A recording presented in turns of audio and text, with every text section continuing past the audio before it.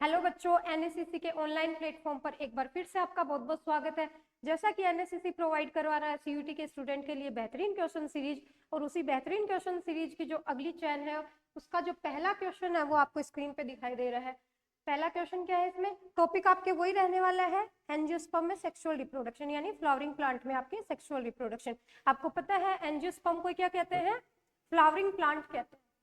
तो इसका जो पहला क्वेश्चन है वो अपन देखते हैं, what are the characteristics of wind pollinated flowers?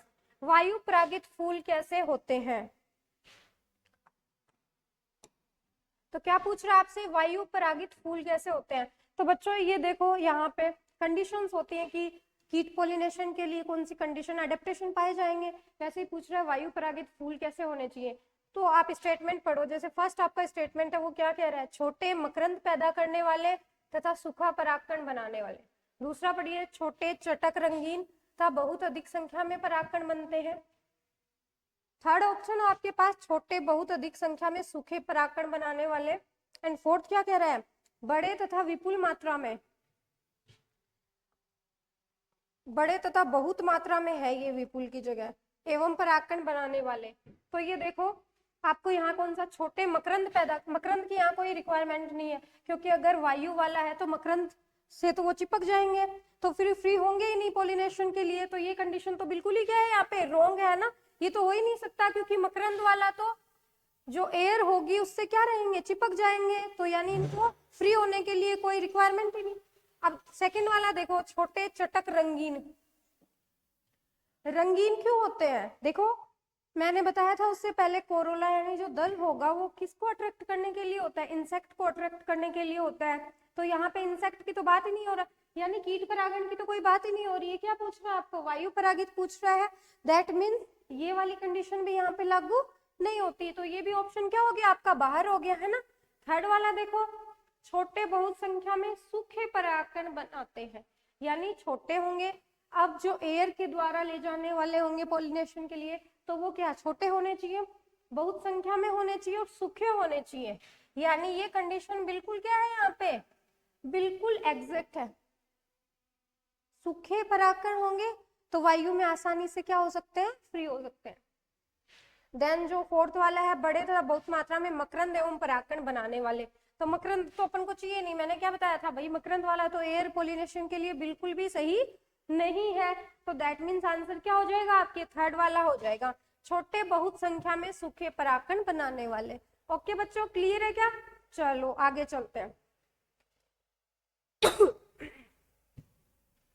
Next question की अपन बात करते हैं। तो जो सेकंड क्वेश्चन है वो क्या पूछ रहा है आपको, एक एक चीज को आपको ध्यान से पढ़ना। जब भी आप क्वेश्चन सॉल्व करो तो क्वेश्चन सॉल्व करते टाइम एक एक वर्ड पे ध्यान देना, क्योंकि छोटे से वर्ड के कारण ही आपका क्वेश्चन क्या हो सकता है, गलत हो जाएगा। तो क्या पूछ रहा है ये, देखो जब एक पुष्प के परागकण उसी पौधे के दूसरे पुष्प के वर्तिकाग्र पर गिरते हैं तो उसे आनुवंशिक रूप से क्या कहते हैं? क्या कह रहा है, when pollen grains from one flower fall on the stigma of another flower of the same plant, what is it genetically called? एक एक वर्ड को वापस से देखेंगे। जब एक पुष्प के परागकण उसी पौधे के दूसरे पुष्प के वर्तिकाग्र पर गिरते हैं, यानी क्या कह रहा है, एक पुष्प के परागकण उसी पौधे के, पौधा कौन सा है, वही वाला पौधा के दूसरे पुष्प के वर्तिकाग्र पर गिरते हैं तो आनुवांशिक रूप से क्या कहते हैं उसे। ठीक है बच्चों, यहाँ क्लियर करते हैं। तो जब अपन पॉलिनेशन की बात करते हैं, देखो पॉलिनेशन,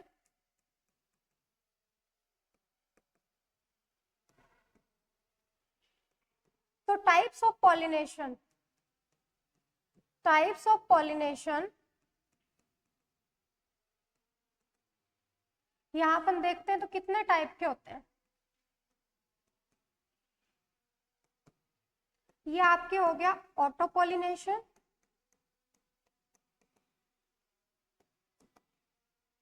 या इसी को क्या कहते हैं, self pollination.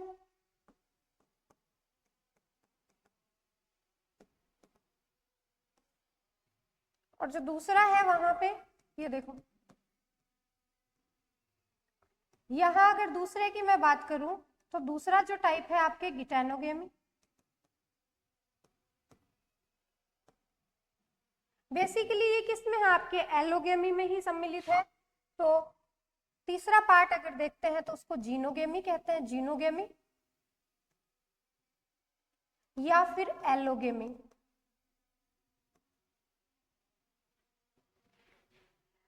Types of pollination में अपन देखें तो बेसिकली जो पार्ट होते हैं वो आपके क्या होंगे, ऑटोपोलिनेशन होता है और एलोगेमी या जीनोगेमी पाई जाएगी, या इसको क्या बोलते हैं, ऑटोगेमी भी कह सकते हैं, ऑटोगेमी। अब अगर ये फिर आप ये वाला क्या है मैम, यानी गिटानोगेमी क्या है, अगर हिंदी में बात करूं तो ये क्या हो गया, स्वपरागण, और ये क्या है आपके परपरागण। परपरागण के ही ये दोनों पार्ट यानी गिटानोगेमी या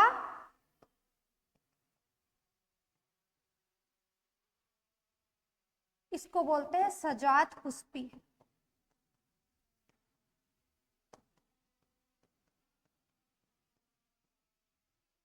बेसिकली यहाँ पे आपको ध्यान रखने की जरूरत है, बेसिकली दो ही प्रकार के पॉलिनेशन है, कौन से हैं, ऑटोगेमी, एलोगेमी, ठीक है।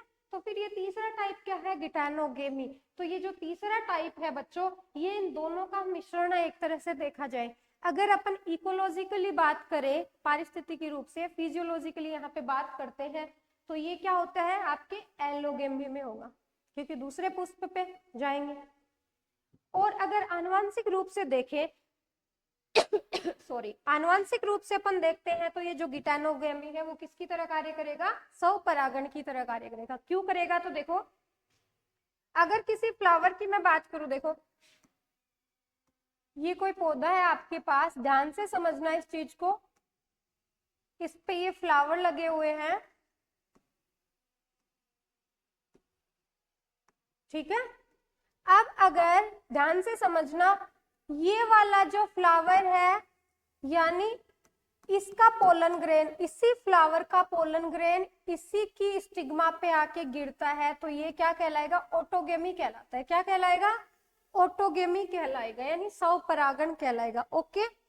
दूसरा सजात पुष्प की बात है, मतलब इसका परागकण मान लो कि इस वाले फ्लावर पे आके गिर जाए, तो ये सजात पुष्पी या गिटानोगेमी कहलाएगा, सजात पुष्पी परागण, ठीक है बच्चों। यानी पौधा वही है, सेम टू सेम। तो अगर जेनेटिक्स की बात करूं, दोनों की जेनेटिक्स सेम है, तो जेनेटिकली सजात पुष्पी वाला क्या होगा, स्वपरागण, क्या होगा, स्वपरागण। लेकिन अगर पारिस्थितिकी रूप से या फिजियोलॉजिकली अपन देखते हैं तो दूसरे पुष्प पे आके गिर रहा है, तो इसको क्या कह देते हैं अपन, जीनोगेमी सॉरी, जीनोगेमी या क्या कह दिया जाता है, एलोगेमी।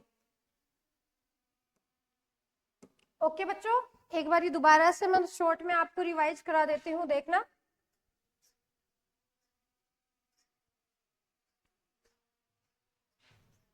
दूसरी स्लाइड ले लेते हैं अपन। ये देखो, अगर पॉलिनेशन, फटाफट से रिवाइज कर लेना। पॉलिनेशन की बात करें तो बेसिकली कितने टाइप के पॉलिनेशन है अपने पास, 2 टाइप के। फर्स्ट वाला क्या है आपके, ऑटोगेमी, ठीक है, जिसको हिंदी में क्या कहते हैं, स्वपरागण कहा जाएगा, ठीक है। और पॉलिनेशन किसे कहते हैं, सबको पता है ना, पौधे की वर्तिकाग्र पर परागकणों का आके गिरना क्या कहलाता है आपके, पॉलिनेशन कहलाता है। दूसरा क्या है आपके, एलोगेमी, या फिर क्या बोलते हैं इसको, जीनोगेमी,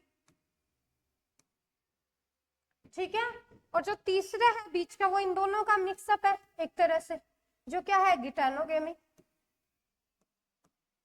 तो बेसिकली तो जो है वो दो ही है, ये जो है इन दोनों का मिश्रण, फर्स्ट हो गया, ये सेकंड नंबर, और ये क्या है, थर्ड नंबर। ओके। स्वपरागण का मतलब एक ही पुष्प के, यानी एक ही पुष्प की बात हो रही है यहाँ पे, सिर्फ और सिर्फ पुष्प कितना है, एक फ्लावर। अगर एक फ्लावर में सेम फ्लावर की ही वर्तिकाग्र और उसके ऊपर उसी सेम फ्लावर का जो है परागकण आके गिर जाए या पॉलिनेट कर दे उसको, तो वो स्वपरागण कहलाएगा, ऑटोगेमी कहलाएगा। क्लियर है क्या। यहाँ बात करेंगे, पौधा भी दूसरा होना चाहिए, यानी दूसरे पादप की बात करेंगे। दूसरे पौधे के परागकण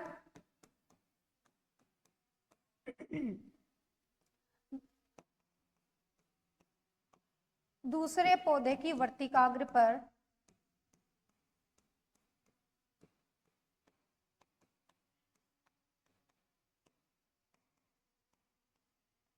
आकर गिरते हैं तो इसे एलोगेमी कहा जाता है। एलोगेमी या फिर बच्चों क्या कहा जाएगा, जीनोगेमी, या क्या बोलते हैं, पर परागण, क्रॉस पॉलिनेशन।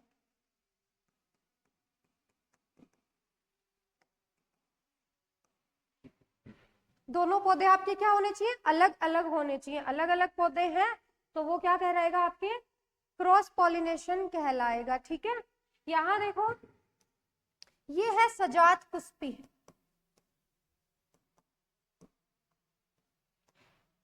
सजात पुष्पी यानी सेम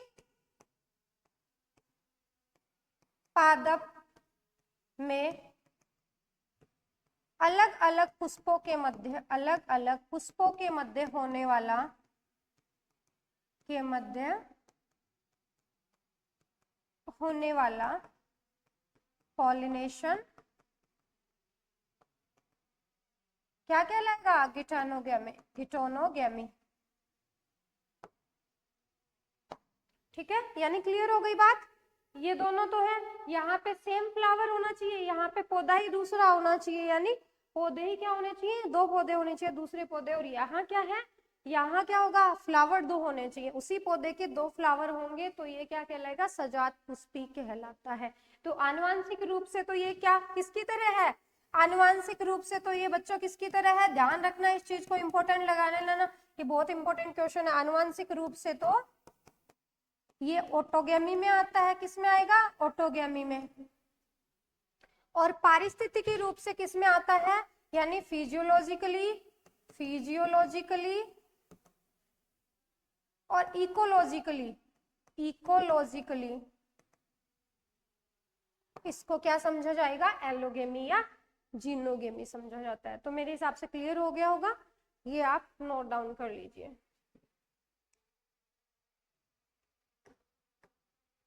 क्वेश्चन पे आते हैं अपन। तो यहाँ आंसर बताओ आप क्या होगा, जब एक पुष्पीय परागण उसी पौधे के दूसरे पुष्प के वर्तिकाग्र पर गिरते हैं तो आनुवांशिक रूप से क्या होगा, ऑटोगेमी। क्या कहलाएगा आनुवांशिक रूप से, ऑटोगेमी। क्वेश्चन इंपोर्टेंट लगा लो, क्वेश्चन को आप यहाँ पे क्या लगा सकते हो, इंपोर्टेंट लगा सकते हो। नेक्स्ट क्वेश्चन की अपन बात करते हैं। थर्ड वाला क्वेश्चन आपको क्या कह रहा है, what is the liquid part of green coconut, हरे नारियल का तरल भाग। जो आप हरा नारियल का ये लिक्विड वाला पार्ट पीते हो ना, वो क्या है, भ्रूणपोष है, मादा युग्मकोद बीज है। अरे फीमेल गेमेटोफाइट थोड़ी होता है, पहले सारी चीजें अपन ने पढ़ रखी है। मादा युग्मकोद बीज, बीजांड काय, पेरिस्पर्म, और क्या है आपके भ्रूण एम्ब्रियो है। तो ये अपन ने पढ़ रखा है, क्या है ये, भ्रूणपोष है। क्या है, भ्रूणपोष। एंडोस्पर्म का निर्माण कैसे होता है, आप सबको पता है, जो सेकेंडरी न्यूक्लियाई होता है, ये जो सेकेंडरी न्यूक्लियाई है ना, सेकेंडरी न्यूक्लियाई, ये जो सेकेंडरी न्यूक्लियाई है 2n हो गए यहाँ पे, और यहाँ पे क्या आएगा, एक मेल गैमेट आएगा बच्चों, मेल गैमेट। मेल गैमेट आने से यहाँ क्या हो जाएगा, फर्टिलाइजेशन होगा। और इस फर्टिलाइजेशन का नाम क्या है, डबल फर्टिलाइजेशन। डबल फर्टिलाइजेशन बोलते हैं इसको। तो ये क्या हो गया, ध्यान रखना, इसको क्या बोला जाता है, डबल फर्टिलाइजेशन। जिससे क्या बनेगा यहाँ पे 3n बनेगा, यानी ट्रिप्लोइड स्ट्रक्चर। और ये जो 3n है आगे चल के डिवाइडेशन कर करके किस में चेंज हो जाएगा, एंडोस्पर्म में। जब तक एंडोस्पर्म का फॉर्मेशन नहीं होगा तब तक जाइगोट आगे डिवाइडेशन नहीं करेगा। जब एंडोस्पर्म का फॉर्मेशन हो जाएगा उसके बाद में जाइगोट आगे डेवलपमेंट करेगा और किसमें, एम्ब्रियो में डेवलप होगा। तो यानी भ्रूणपोष का काम क्या है, जो वृद्धि कर रहा है एम्ब्रियोस को खाना प्रोवाइड करवाने का काम किसका होता है, आपके एंडोस्पर्म का। तो यहाँ पे हरे नारियल का तरल भाग क्या कहलाता है, एंडोस्पर्म कहलाता है। ये मादा युग्मकोद्भिद क्या है, न्यूसिलस क्या है, आपके भ्रूण क्या है, पेरिस्पर्म क्या है, सब चीजें अपन ने पहले वाली क्लासेस में देख रखी है। नेक्स्ट चलो आप 4 नंबर का क्वेश्चन क्या कह रहा है आपको, परागकण की ट्रैपडोर क्रियाविधि किस पादप में पाई जाती है। ट्रैपडोर यानी पकड़ना, उसको ट्रैप करना किसी चीज को। In which plant is the trapdoor mechanism pollination found, यानी अंदर आ गया फिर गेट बंद होना, ट्रैपडोर मैकेनिज्म कहलाए। यानी कोई कीट अंदर आ गया, अंदर उसने अपने परागकण छोड़ दिए हैं और वहां पे इस तरह की जो प्रोसेस होती है वो क्या है, ट्रैपडोर मैकेनिज्म। ये किस प्लांट में पाई जाती है, तो ये आपके साल्विया में पाई जाएगी। किस में पाई जाती है, साल्विया में एक जो स्पेसिफिक ट्रैपडोर मेथड पाया जाएगा, ट्रैपडोर। इस मेथड से यहाँ पे पॉलिनेशन होता है। जैसे ही ये जो कीट है वो अंदर आएगा इस पादप में और आके यहाँ पे क्या कर देगा, अपने जो परागकण है उनको छोड़ देता है। तो ये ट्रैपडोर मैकेनिज्म किस में पाई जाएगी, साल्विया में पाई जाती है। नेक्स्ट अगर क्वेश्चन की अपन बात करते हैं तो नेक्स्ट क्वेश्चन क्या कह रहा है 5th नंबर का, बीजांड द्वार से पराग नलिका का प्रवेश क्या कहलाता है। What is the entry of pollen tube through the integuments of ovule card. तो देखो यहाँ अपन देख लेते हैं बीजांड द्वार से, यानी ये देखो जैसे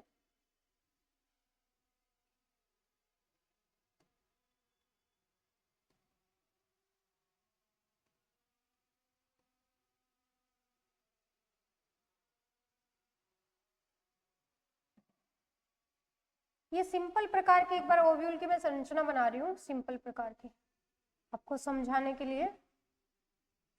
ये वाला पार्ट क्या कहलाता है, माइक्रोपाइलर रीजन।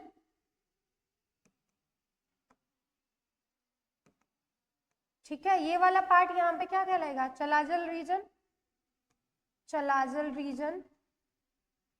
ओके बच्चों, ठीक है। यहाँ जो है आपके पोलन ट्यूब, पोलन ट्यूब ये देखो इस टाइप से पोलन ट्यूब। जो आपके परागकण है, परागकण की जो आंतरिक वॉल है यानी आंतरिक भित्ति है वो क्या बनाएगी, यहाँ पे पोलन ट्यूब बनाती है। ठीक है, एक बाहरी भित्ति होती है जिसमें स्पोरोपोलेनिन पाया जाता है, जो सबसे मजबूत पदार्थ होता है ना स्पोरोपोलेनिन। ठीक है, और ये जो आंतरिक भित्ति है इसकी, ये आंतरिक भित्ति क्या बनाती है, पोलन ट्यूब बनाएगी। क्या बनाती है, पोलन ट्यूब।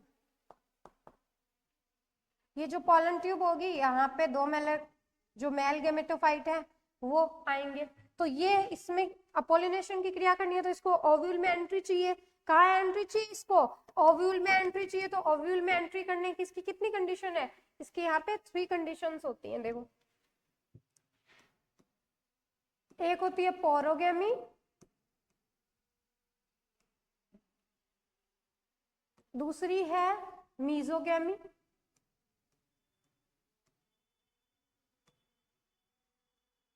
और तीसरी आपके पाई जाएगी यहाँ पे चलाजोगेमी।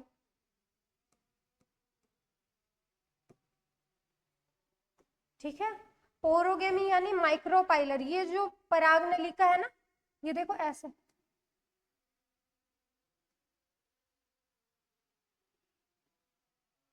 ये यहाँ पे इस माइक्रोपाइलर एंड से आके जो यहाँ एग सेल है मान लो, इसके पास आती है, इसको बोलते हैं पोरोगेमी।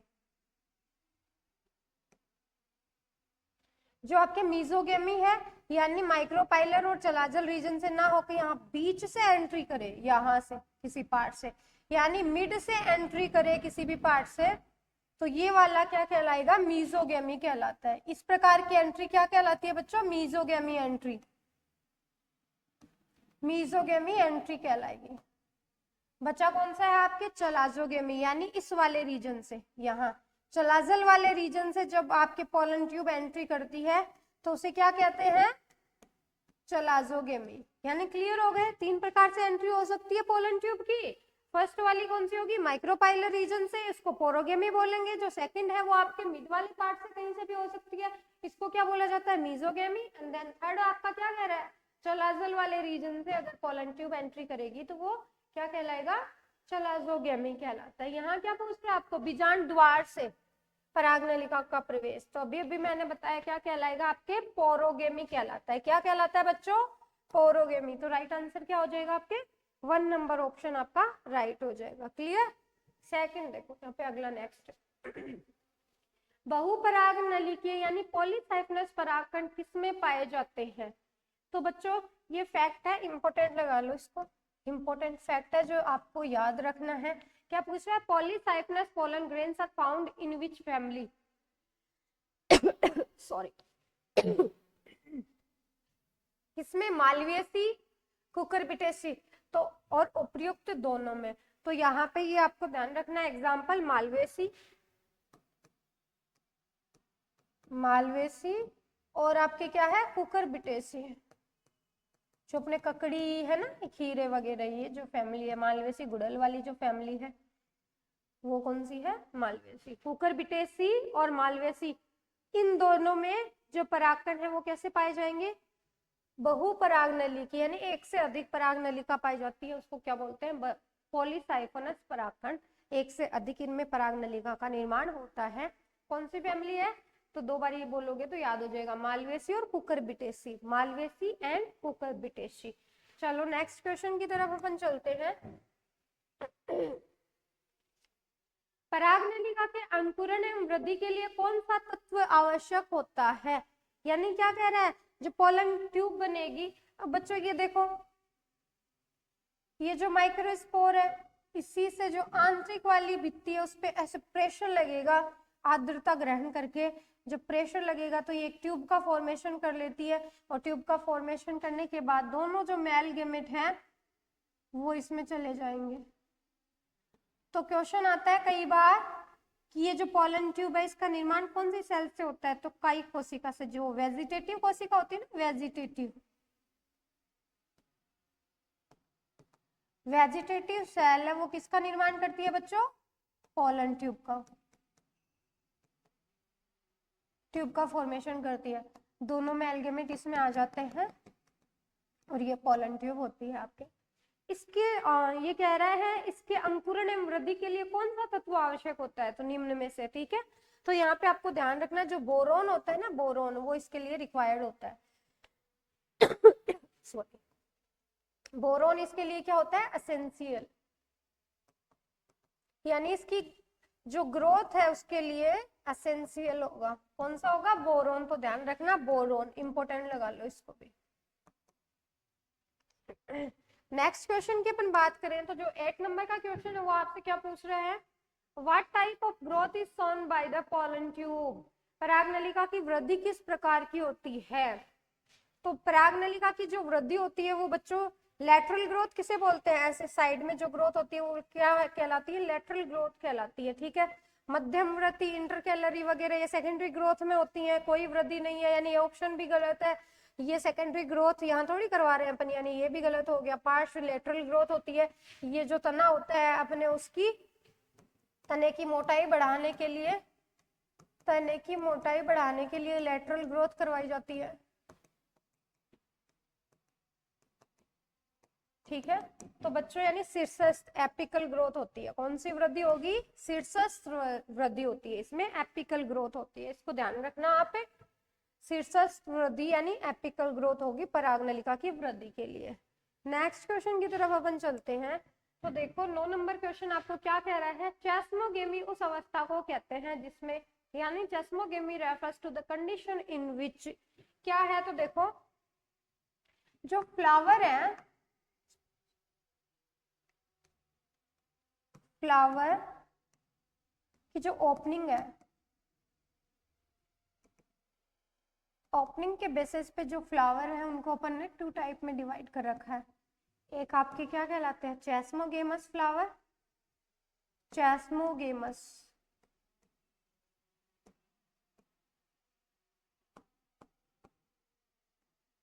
यानी फर्स्ट नंबर आपके क्या है, चेस्मोगेमस फ्लावर, और जो सेकंड है आपके वो है क्लिस्टोगेमस, फ्लावर। ये ओपनिंग के बेसिस पर है, यानी ऐसे जो फ्लावर वो खुले हुए ओपन फ्लावर होते हैं,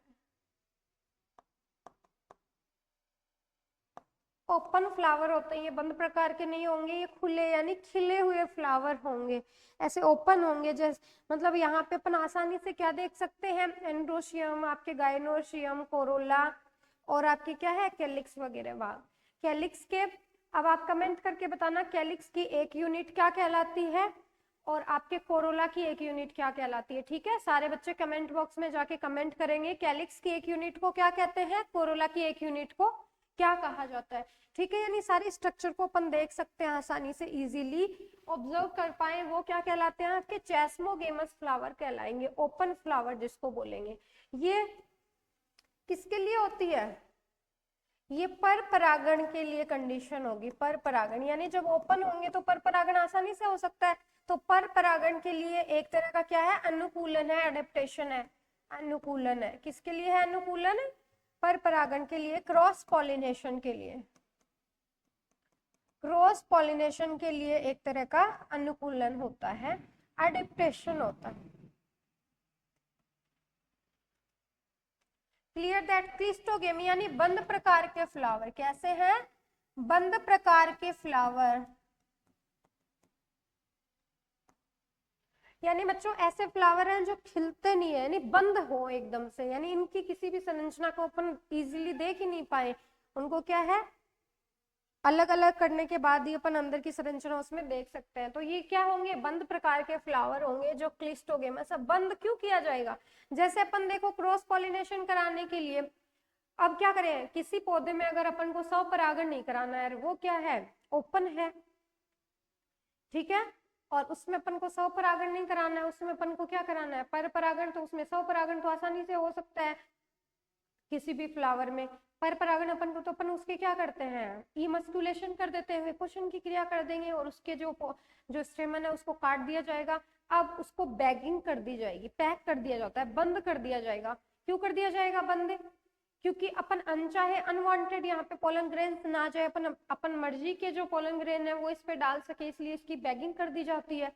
यहाँ पे कंडीशन देखो, बैगिंग एक तरह से बैगिंग लाइक संरचना है, लेकिन वो बैगिंग किसके लिए है, स्वपरागण कराने के लिए, बाहर से कोई पर परागण इसमें ना हो जाए।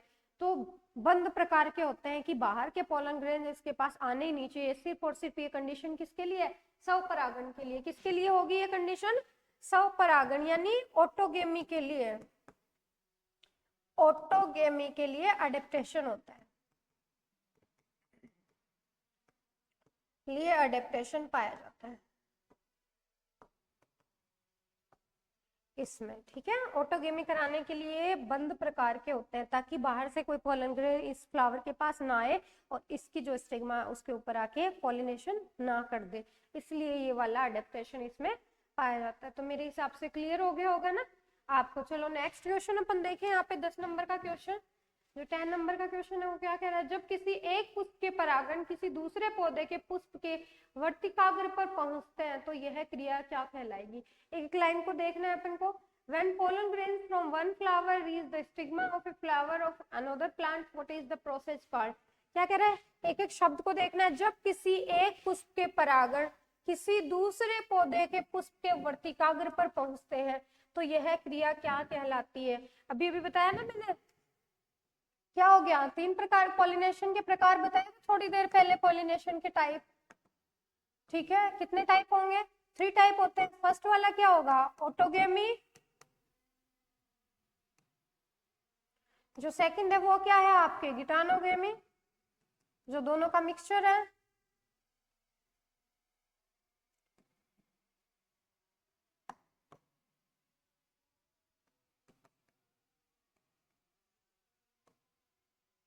और जो थर्ड नंबर है वो क्या है एलोगेमी, ये आपके जीनोगेमी।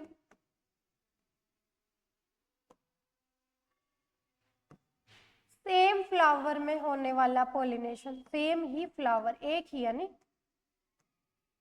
सेम फ्लावर का ही क्या हो आपके स्टेमन